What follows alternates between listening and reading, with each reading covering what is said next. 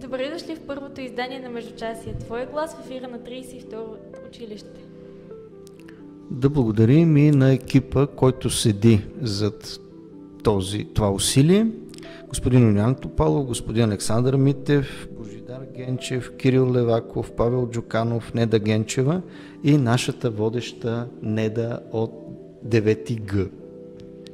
Имам удоволствието първи мой гост да бъде господин Петър Михайлов, учител по български език и литература в нашето училище. Здравейте, господине! Здравей, Неда! Първо бих искала да ви задам няколко въпроса относно вас като човек, а не толкова като учител. Относно хобита, занимания, свободно време, преди да станете учител, очаквали ли сте, че животът ви ще поеме в такъв път, че вие да се озовете точно тук, да преподавате на гимназия? Никога не съм допускал, че ще стана учител, но в трети-четвърти курс, когато бях в университета, имахме практика. И сега ти ме подсещаш, че тук в 32 аз съм наблюдавал уроци. Хоспитиране му се казва. И ми стана интересно тогава. Иначе самата ми практика премина в 31-во училище, наш конкурент и съсед, малко далечен. Хареса ми контакта с учениците, непредвидимата реакция. Иначе съм искал да се занимавам с научна работа и успявам да го съчетая. Имам така, пиша си дисертацията в момента. 10 години съм в 32-ро, от 2015 година. Хобито ми се припокрива общо взето с професията. Обичам книгите, обичам литературата, изкуството като цяло и с голяма част от екипа сме и добри колеги, приятели. С господин Митев, знаеш, той е диригент, често организира концерти с неговия хор, ходим. Господин Топалов пък умее много хубаво да рисува. Освен това, той е и много навътре с технологиите. Благодарение на тях двамата ние вече имаме и нашето училищно радио. Много се надявам, че учениците ще се включат и изцяло ще разчитаме на тях, защото това радио е направено с тази цел, вие да участвате, каквато и целта и на училищния вестник. Той е направен не аз да си пише там уводната статия, да се покаже вашето творчество, да се покаже вашата гледна точка. Между другото, имаме ученици вече завършили, студенти, които в своето CV и в мотивационните писма изтъкват, че са били част от екипа на училищния вестник. Аз се надявам, че след година-две ще имаме завършили ученици, които в своето CV ще посочат, че са били част от екипа на радио Междучасие. На подкаста, да, и аз много се надявам самия проект да достигне до някъде и да успее. Все пак това е нашия начин на учениците да покажем, че училището не е само за 8 часа да дойдеш, да чакаш да ти свърши часа, между час и пак час и да си тръгнеш. Както има и обратната връзка, добрият учител се учи и от своите ученици. Така.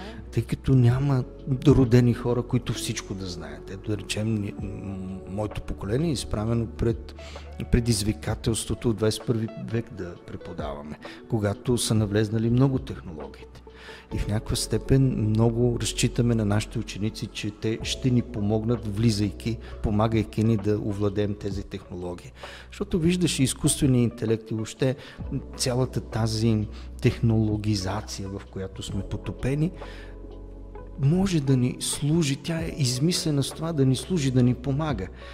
Тук литературата познавам много такива произведения, които разкриват заплахата от технокрация. Тези Мери Шели, да речем един роман на Франкенщайн написва тя.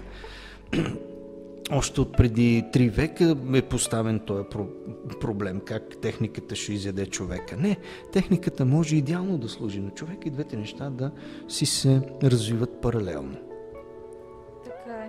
Вие вече захванахте темата, обаче няма как отново да не ви питам какво е да сте учител в 21 век и какво е да сте учител именно тук, в нашето училище? Чест е да съм в 32, защото това е едно от най-добрите училища в България и в София конкретно. Предизвикателство, защото ти си имаш някакъв план как ще протече урока, горе-долу в какви рамки ще бъде, но е непредвидимо. Реакцията на учениците, освен това не е ясно доколко са разбрали конкретния урок, дали не трябва да се забави малко темпо, дали не трябва да се повтори, да се онагледи именно чрез тези технически средства, за които говорихме. Но това е тази симбиоза, която трябва да се получи между ученик и учител. Винаги учителя има какво да научи от ученика, както и ученика от учителя. Много е радостно, когато видим нашите ученици вече успели. И това е целта реално на учителската работа, да подготви така децата и учениците, че те да успяват. Така е. Вие вече казахте, че връзката ученик-учител е много важна. Тук вече идва и въпроса за смятате ли, че в нашето училище връзката учител-ученик е добре издържана? Да, определено, особено постига се една неизбежна връзка класен и ученик, нали, класния, който винаги е до вас и който винаги трябва да ви подкрепя, да ви напътства, но ти знаеш, че има и голям училищен екип, който помага на класните ръководители. Това са нашите педагог-съветници, нашите психолози. Ето, благодарение на тяхното участие до вечера имаме и този концерт, който е насочен с антивейп кампанията. Така че това е една институция, сложен организъм. И наистина е, както за трети път ще кажа, предизвикателство човек да се занимава. Както разбира се, изпитание да бъдеш и ученик в 32-а. Знаеш, че тук е строго, че тук има правила и те се спазват, но когато човек се приучи да спазва правила и то от по-ранна възраст, по-нататък в живота ще му бъде много лесно. Малко да изместим фокуса, освен за училището, бих искала да ви задам няколко въпроси относно културата на България. Относно, да кажем, нека си дадем паралел за възраждането, когато фактически възраждането е възродяване на идеите, че българският народ трябва да има книги, поети, хора, които да се грижат за това. Не случайно Златния век не е златен век, защото Симеон завладява много земи, защото всъщност тогава е разцвета на културата. Точно така, и даже самия Симеон, цар Симеон, ние знаем, че е пишел и литературни съчинения. До днес се предполага, има така хипотеза, че зад образа на черноризец храбър се крие именно цар Симеон. Възраждането е една интересна епоха и аз мисля, че все още тя не е напуснала пределите на България. Да. Разбира се, тогава се развива именно образованието на нашата нация. Знаеш, създава се рибния буквар от доктор Петър Берон. Паисий Хилендарски пише своята история, за да създаде усещането за общност. Ето днес именно към това се стремим. Усещане за общност. И 32 дава именно това усещане за общност. Ти принадлежиш към някакво общество. И това общество се подчинява на определени правила и може да си сътрудничи помежду си. Просвещението е тази епоха, която се застъпва в Европа с възникването на нашето възраждане. И в голяма степен нашите възрожденци са именно просвещенци, просветители. Знанието възприемано като светлина. Обучението на човека възприемано като светлина. Така че в наше време също имаме този проблем. Да накараме нашето народонаселение да се усети като общност. И тази общност да се стреми към висока образованост. Можем ли да кажем, че езикът и литературата на даден народ сплотяват? Да, единственото, което днес ни сплотява като народ е език, тъй като го говорим и го пишем. Така че, действително, това е механизъм за сплотяване на обществото. Добре, много ви благодаря за това включване. Все пак, скоро беше и Денят на народните будители, 1 ноември, в който се отбелязват точно тези хора, книжовници и учители, които са дали своя принос българите да се познават като народ, а не толкова Васил Левски, Ботев. Даже имаме 3 колеги от 32-ро, които бяха наградени с отличие за Деня на народните будители. Получиха награда от Министерството на образованието. Това е госпожа Романова, това е госпожа Иванка Николова от начален курс. И не мога да си спомня кой е третия колега награден, но със сигурност в новия брой на Вестника ще отразим това събитие. Това показва, че и учителите се развиват в нашето училище. Точно така. Така, бих искала точно да ви попитам и за Вестника, за темите на Вестника, това какво е подтикнало, какво смятате, дали смятате да го разширявате по някакъв начин, дали смятате да го развивате? Той се развива, той съществува от 2017 до момента. Бих искал да излиза малко по-редовно, но това зависи не само от мен и от екипа, който се сменя често, но и от свободното време, с което разполагаме, защото Вестника се прави извън часовете, извън учебната програма. Да, качен е дигитално на сайта на училището и всеки, който иска, може да го види и да го разгледа. Целта на Вестника е да представи случващото се в 32-ро от към неговата творческа страна. Много се радваме, че вече освен Вестник, който е чудесно за училището, имаме и радио. Друга тема, която бих искала да засегнем е жените автори, защото разбрах, че вие сте компетентен по темата. Да, преди малко споменах този роман на Мери Шели, Франкенщайн, който е може би едно от достиженията на романтизма. Българските авторки днес са добре известни, уважавани, има и музеи, които могат да бъдат посетени, да речем. Приятно място е дома на Дора Габе, една писателка, която всички малки деца продължават да изучават, но тя има и произведения за възрастни. Нейният дом е музей, може да бъде посетен, да се види оригиналната атмосфера от онази епоха. Даже е съхранен и парфюма на Дора Габе, който все още така има запазен аромат. Здравка Евтимова е един автор, който е превеждан, познат, включен е в програмата на профила по литература.